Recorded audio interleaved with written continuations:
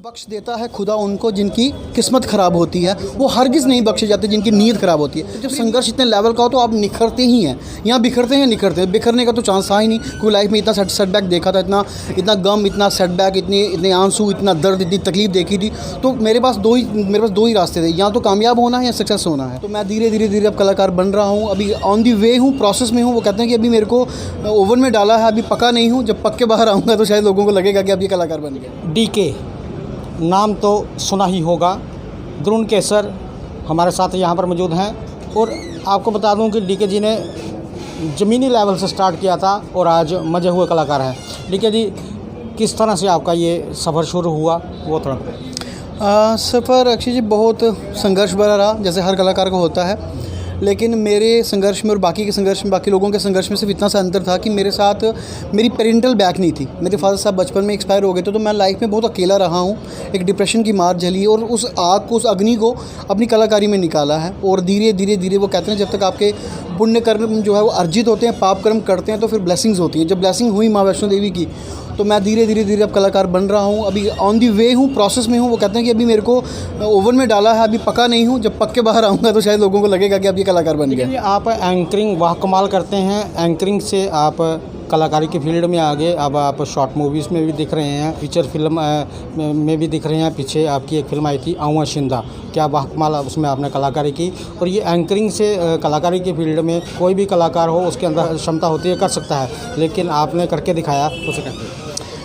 देखिए अक्षय जी, कहते हैं कि when you have no options left you have to do. जब आपके यहाँ गन पॉइंट पे आपके स्ट्रगल, संघर्ष यहाँ ऐसे रहती है कि आपको करना ही करना है, हारना तो है ही नहीं, करना है या करना है। तो वो उस कंडीशन में आके कहते हैं ना कि पत्थर भी जो है उसको भी जब आप बड़ा फोर्सफुली जब उसको करते हो, पत्थर भी टूट जाता है।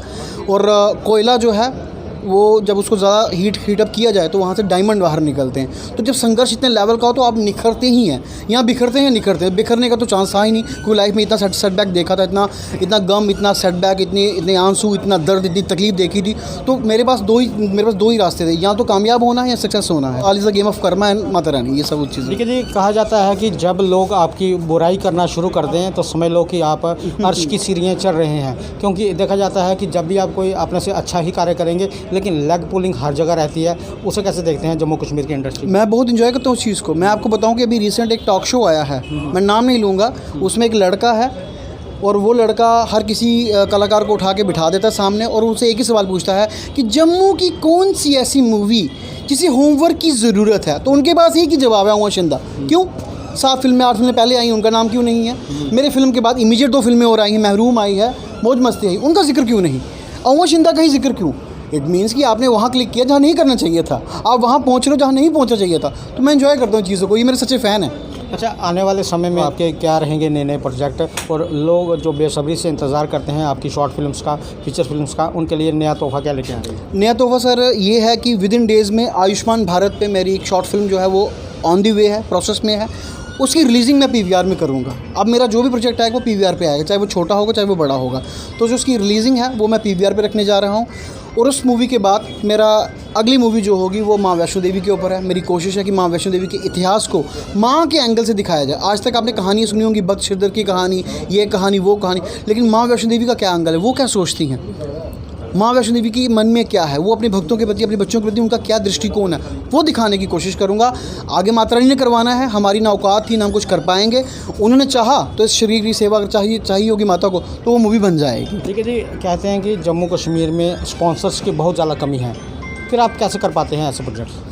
देखिए, मैं हिम्मत लेके निकलता हूँ, मैं स्टार्ट करता हूँ, भगवान पे भरोसा करता हूँ, ईश्वर पे विश्वास करता हूँ, वो ब्लेसिंग्स करते हैं। एंड मेरे काम जो है अपने आप, कहते हैं ना कि जब आप अध्यात्म के मार्ग के ऊपर हैं, जब आप भगवत प्राप्ति के मार्ग के ऊपर हैं, तो क्या होता है कि भगवान ही अपने दरवेशों को बोलते हैं कि मेरे बच्चे की रास्ते का जो है झाड़ू से जो है उसके कंकड़ पीछे करते जाओ। तो आपको एक फेथ रखना है, नीयत साफ़ रखनी है। और ये कहते हैं कि बख्श देता है खुदा उनको जिनकी किस्मत ख़राब होती है, वो हरगिज़ नहीं बख्शे जाते जिनकी नीयत ख़राब होती है। मेरी नीयत अच्छी, इसलिए मेरे काम बन जाते हैं। जय माता दी। जय माता दी। ये डीके जी थे और इनका यही कहना है कि माँ शक्ति देती है, तभी मैं कार्य कर रहा हूँ। एंकरिंग करते थे, एंकरिंग से अब कलाकारी की फील्ड में आ चुके हैं, शॉर्ट फिल्म्स बनाते हैं, फीचर फिल्म्स बनाते हैं। आगे भी देखते रहें रफ्तार जम्मू। जय भारत।